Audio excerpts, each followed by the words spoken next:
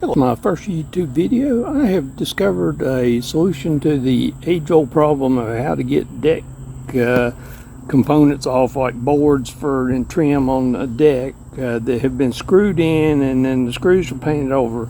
A different way to get those boards off when you can't damage the underlying components. So let's say you would just have a railing and you want to replace, and you don't want to damage, say, the rest of the railing with one of those big crowbars. This is a different strategy, and I will give you the results. Thank you.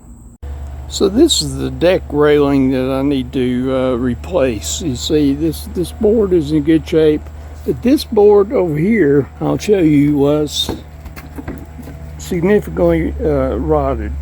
So I need to get this off of the railing.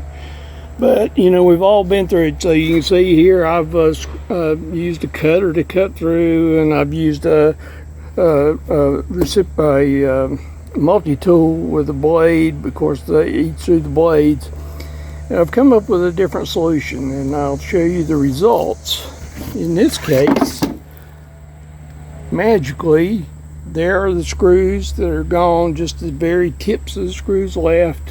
I bent some of them over after I'd cut them off, and I'll show you how I accomplished this.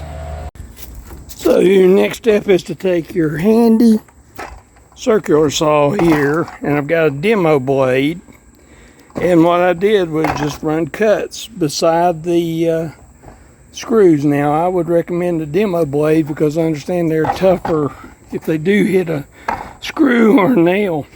And I just adjusted the depth of the cut to just miss the underlying board so I could chip it off. So you can see I just went beside each set of screws.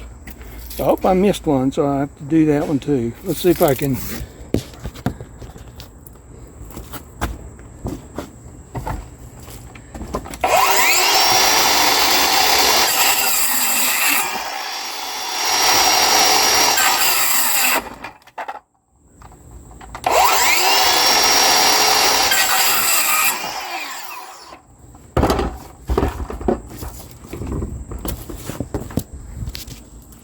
Now your next tools are a hammer and a molding pry bar. That's what I call it anyway.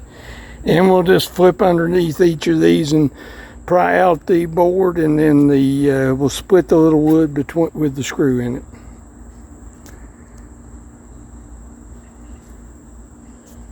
I'll try to see if I can show you this.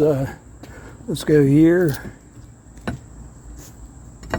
Get it in the groove there. Tap it with the hammer, and you can see it just comes right out. And then you have a little piece of wood there that we'll take care of in just a second.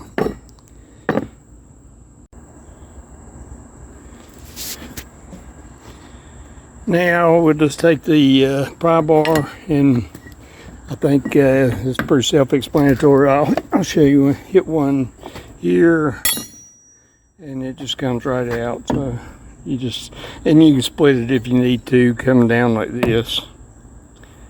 So now the board is off, and what have you got? Well, you've got a bunch of screws that have been painted over here that you have access to now. You got a couple different options. You can't pry those out unless you got one of those big crowbars and can get a hold on it. That might work. The other option would be a cutoff tool, which you cut off right there at the base. My tool of choice is this, a 24-inch bolt cutter. Now, having done this once or twice, I have learned that if you clip this bolt right here, okay, that head's going to go flying off. So what I'm going to do is cover the head with a piece of cloth like this, and I'm going to clip it off. And you see, there it is. Then there's the head. Now you've got a stub there. In my case, what I'll do is I'll just pound that over, and I won't hit it when I put the screw in next time.